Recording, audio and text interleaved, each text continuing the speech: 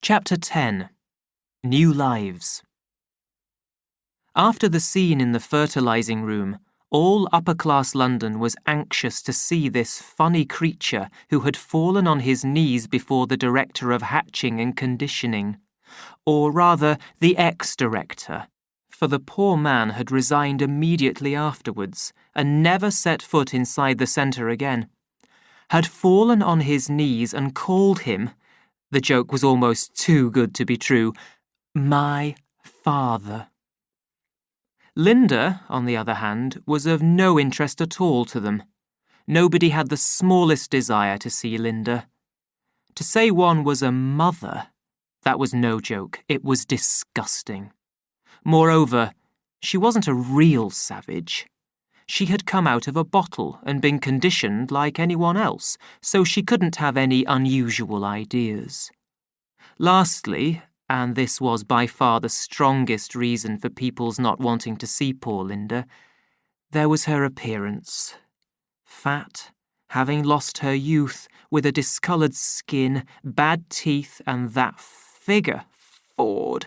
You simply couldn't look at her without feeling sick. Yes, really sick. So the best people were quite determined not to see Linda. And Linda, for her part, had no desire to see them. The return to civilization was, for her, the return to Soma, the possibility of lying in bed and taking holiday after holiday, without ever having to come back to a headache or sickness, without ever being made to feel as you always felt after mescal, as though you'd done something so shameful that you could never hold up your head again. Soma played none of these unpleasant tricks. The holiday it gave was perfect, and if waking up from it was unpleasant, it was so not in itself, but only by comparison with the joys of the holiday. The answer was to make the holiday continuous. She demanded larger and more frequent amounts of Soma. Dr. Shaw was at first unwilling. Then he let her have what she wanted.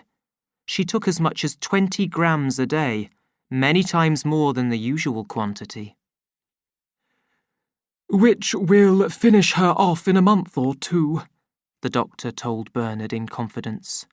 "One day she will just stop breathing. Finished. And a good thing, too, we can't make her young again." Surprisingly, as everyone thought, for on a Soma holiday Linda was most conveniently out of the way, John objected to this treatment. "But aren't you shortening her life by giving her so much?" "In one sense, yes," Dr. Shaw admitted. "But in another, we're actually lengthening it." The young man stared at him questioningly.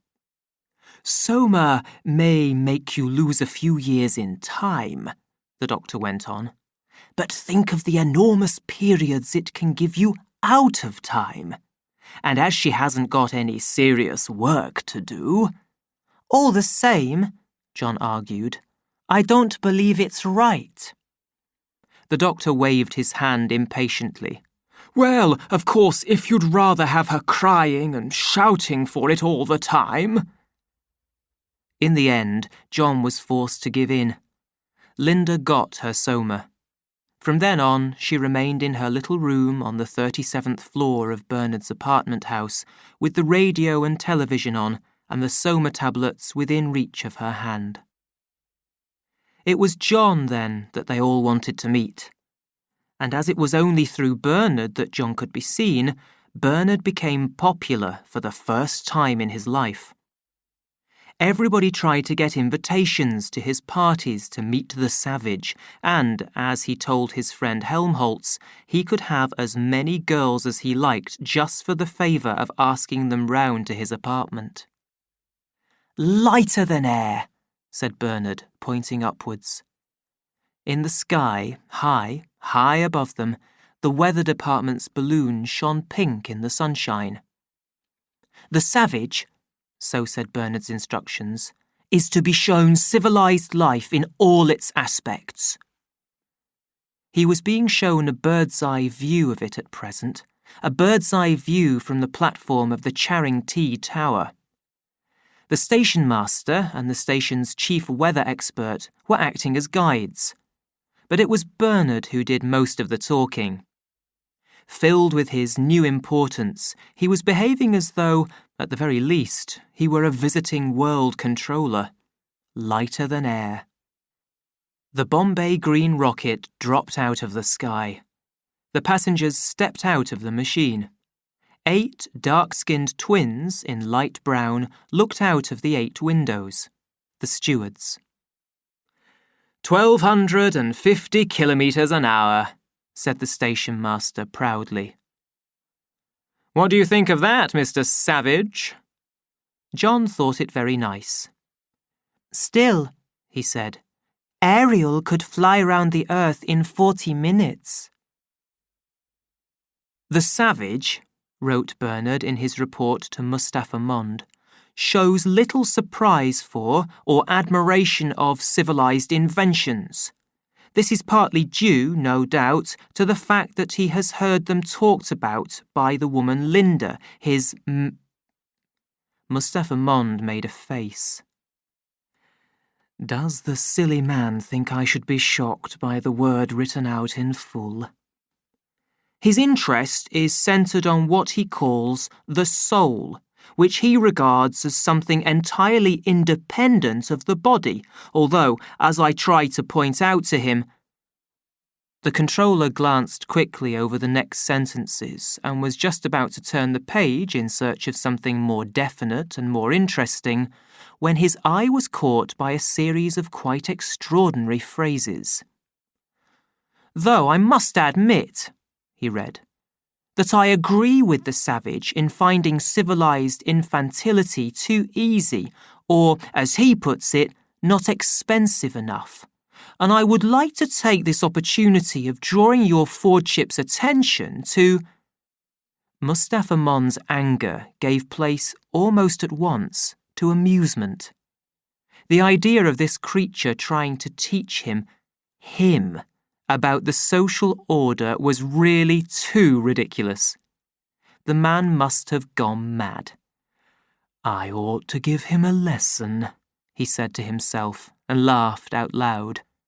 The lesson would be given later. The Savage, wrote Bernard, refuses to take Soma, and seems very upset because the woman Linda, his remains permanently on holiday. It is worth noting that in spite of the weak mental state of his and the extreme ugliness of her appearance, the Savage frequently goes to see her and appears to be much attached to her. An interesting example of the way in which early conditioning can be made to change and even run against natural responses. In this case, the natural response to draw back from an unpleasant object. Lenina came singing into the changing room. You seem very pleased with yourself, said Fanny. I am pleased, she answered. Bernard telephoned half an hour ago. He has an unexpected engagement, and he asked me to take the Savage to the cinema this evening. I must hurry. She ran off towards the bathroom. She's a lucky girl, said Fanny to herself as she watched Lenina go. Sunk in their deep, comfortable armchairs, Lenina and the Savage listened to the music of the electric organ. Soon the lights went down and the film began, with the figures on the screen in lifelike colours, but many times larger than life-size. The story of the film was extremely simple. It was called 3 Weeks in a Helicopter. A young black man fell out of a helicopter onto his head, went mad, and lost control of his feelings. He developed a passion for a lovely golden-haired young Beta Plus girl. She refused to listen to him or to have anything to do with him. He seized her and, in spite of her struggles, threw her into his helicopter and flew up with her into the sky, where he kept her for 3 weeks, trying to make her give in to his passion. Finally, after a whole series of adventures including some exciting scenes in the air, 3 good-looking young alphas succeeded in saving her. The black man was sent off to a reconditioning centre, and the film ended in a proper and conventional manner, with the beta girl going to bed with all her 3 heroes one after the other. The picture died away, the lights came on, and the music filled the cinema again. It was the end of the performance. But for Lenina, it was not quite the end. As they moved slowly along with the crowd towards the lifts, she still felt emotions that the film had woken in her. Her cheeks were red, her eyes were bright, and she breathed deeply. She caught hold of the savage's arm and pressed it against her side. He looked down at her for a moment, pale, pained, desiring and ashamed of his desire. He was not good enough, not... Their eyes, for a moment, met. What wonders hers promised. Passion shone in them. He looked away quickly, freed his arm from her hold. He was frightened by a feeling that he could not fully understand. He felt somehow that she might cease to be someone that he could look up to as being too good for him, and he did not want this to happen. "I don't think you ought to see things like that," he said. "Like what, John?" "Like that horrible film." "Horrible?" Lenina was surprised. "But I thought it was lovely." "It was shameful," he said angrily. "It was disgusting." She shook her head. "I don't know what you mean." Why was he always so strange? Why did he always go and spoil things? In the taxicopter, he hardly looked at her. Bound by strong promises that had never been spoken, obedient to laws that had long since ceased to have any force, he sat in silence, with his head turned away from her. The taxicopter landed on the roof of Lenina's apartment house. At last, she thought joyfully as she stepped out. At last, even though he had been so strange just now. Standing under a lamp, she looked into her hand mirror. At last. Yes, her nose did need powdering. She shook the loose powder from her powder case. While he was paying the taximan, there would just be time. She rubbed at the shine on her nose, thinking, "He's very good looking. No need for him to be shy like Bernard. And yet, any other man would have done it long ago. Well, now at last." The bit of her face that she could see in the little round mirror suddenly smiled at her. "Good night," said a voice behind her in a whisper full of fear. Lenina turned round sharply. He was standing inside the door of the taxicopter, his eyes fixed, staring. He had evidently been staring all this time while she was powdering her nose, waiting. But what for? Trying to make up his mind, and all the time thinking... She could not imagine what extraordinary thoughts. "Good night, Lenina," he repeated, and made a strange, desperate effort to smile. "But, John, I thought you were... aren't you—" He shut the door and bent down to say something to the driver. The machine rose quickly into the air. Looking down through the window in the floor, the savage could see Lenina's upturned face, pale in the light of the lamps. Her mouth was open. She was calling. Her figure rushed away from him.